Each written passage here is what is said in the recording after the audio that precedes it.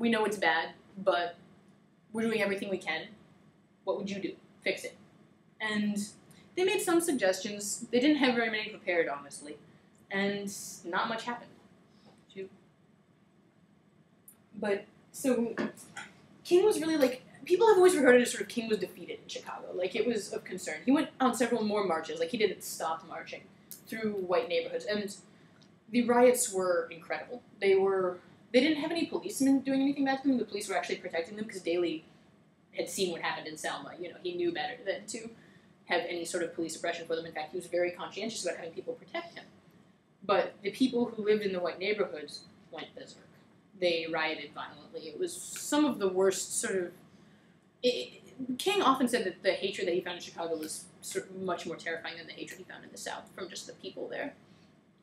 But it gave Daley also an excuse to cast King as sort of this agitator, and there weren't riots in Chicago before he got there. There wasn't all this fighting, that King was, you know, trying to force people to do things they didn't want to do, and it was like he was the one causing the problem. And King really, he was at a loss of what to do. Like, he was sort of...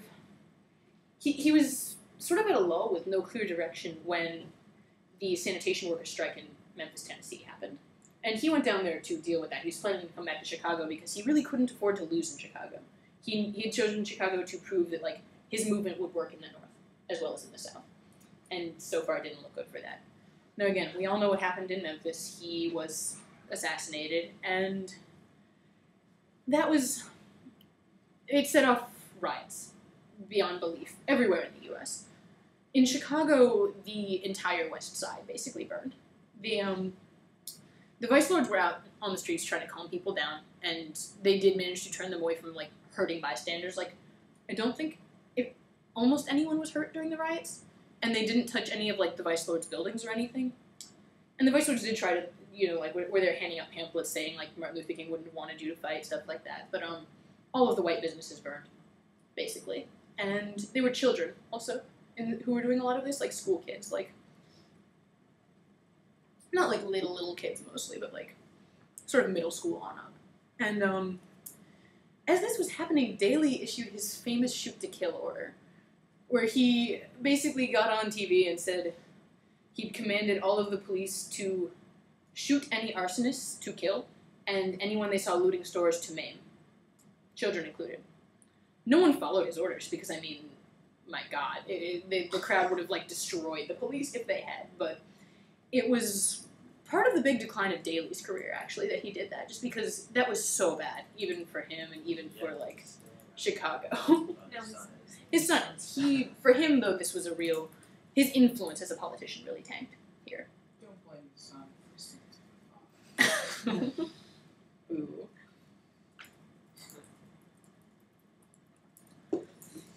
Now, it was during this time that... Sorry, I have a question. Yeah, sure. Before you were saying that the police wouldn't even go to the West Side, did the police specifically come into the West Side on the occasion of the riots, or was there a gradual... They came in specifically for the riots. The police would not go to the West Side by and large. When they did, it was just to beat people up. The police would do a lot of, like... There was this one guy called Gloves Davis, who was actually African-American himself, who would, like, drive into black neighborhoods, pick a guy, beat him up, and leave. He would, like, put on gloves when he was going to beat someone up and beat them up. Like, he was a psychopath. He's another one of those, like, infamous figures in Chicago history. Like, it's unbelievable. He's about to play an interesting role in our story, actually. But... And his legs. Yeah. Oh, yeah. Well, his gun, but close enough. With his gun. So it was... all of this stuff was happening. The Democratic National Convention riots were also happening around here, and Daley was just totally losing it during this time, because he was used to having very good control over the city, and now the city was just gone completely insane. From every angle, as far as he could tell. And it was also around this time that a series of coincidences happened that really crippled the civil rights movement, especially in Chicago. First of all, Fred Hampton, the leader of the Chicago chapter of the Black Panthers. He was murdered, as in policemen broke into his house around 3 or 4 in the morning, kicked down the door, killed one of his friends, and killed him as he was lying next to his pregnant girlfriend. And the reason we know all of this is actually because some filmmakers had already been doing a documentary on the Black Panthers, and this happened partway through filming. the next morning, the policemen had ran out of the neighborhood after they did this. So they hadn't been able to do anything to the scene yet, and they hadn't touched it. And the Panthers were smart, and the next morning, the film crew and the lawyer were over there in the completely untouched crime scene with a video camera, filming the scene, walking through every piece of everything they'd found, explaining what happened.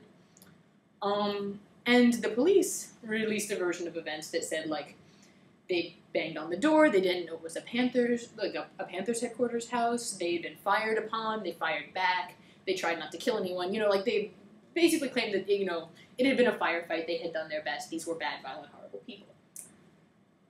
Everything they said proved to be untrue, because they had the video. Like, they claimed that shots had been fired from inside the apartment. There were pictures of the door. They hadn't been. The bullets were all incoming. Like, there was... Not one policeman was injured, and there were 2 dead from the Panthers and several injured. It was a huge media circus. It was a disaster. The Panthers actually opened the house to anyone who wanted to see it. Like, they had people walk through it to be sure they wouldn't touch the evidence, but they basically showed it to everyone. And it became increasingly obvious what had happened.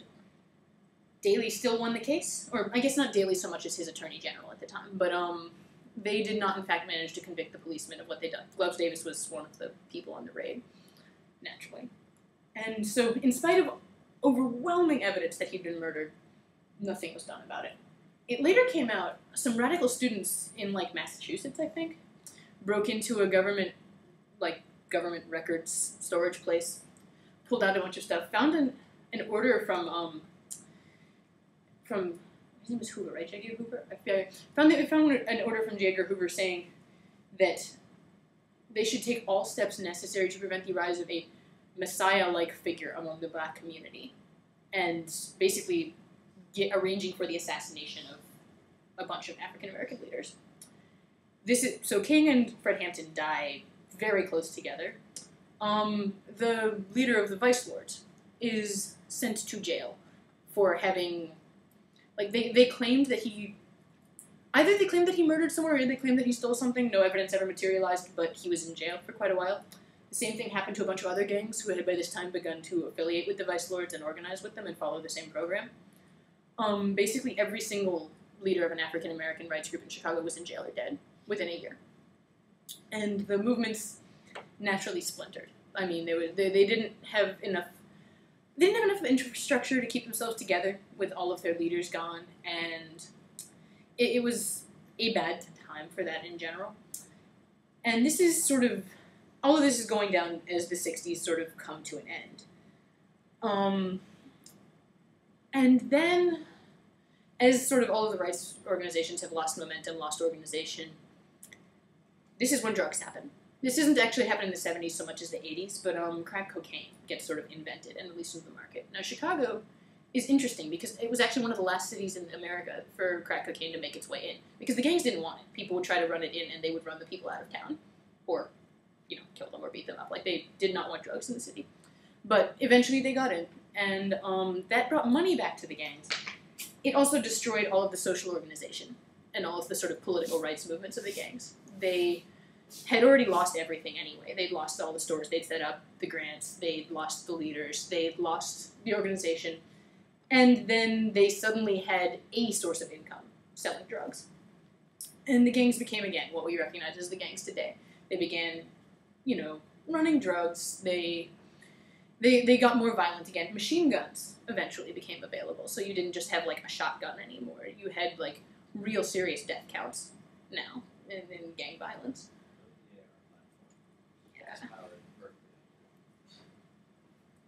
And there were some advances in the 80s, too. The first African-American mayor was elected, and he went a long way towards reforming sort of